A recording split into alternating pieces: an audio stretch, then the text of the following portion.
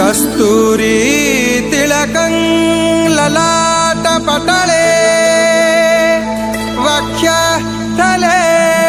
कौस्तुभं नासाग्रे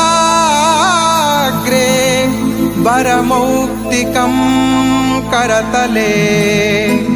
वेणुः करे कङ्कणम् सर्वाङ्गे हरिचन्दनं सुललितं कण्ठे च मुक्तावली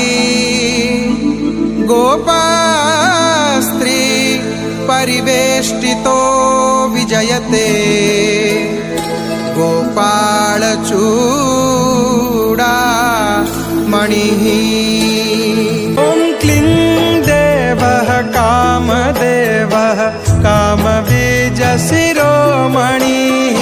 श्रीगोपालो महीपालः सर्ववेदङ्गपारगः धरणीपालको धन्यः पुण्डरीकः सनातनः गोपतिर्भूपतिः शास्ता प्रहर्ता विश्वतोमुखः आदिकर्ता महाकर्ता महाकालप्रतापवान्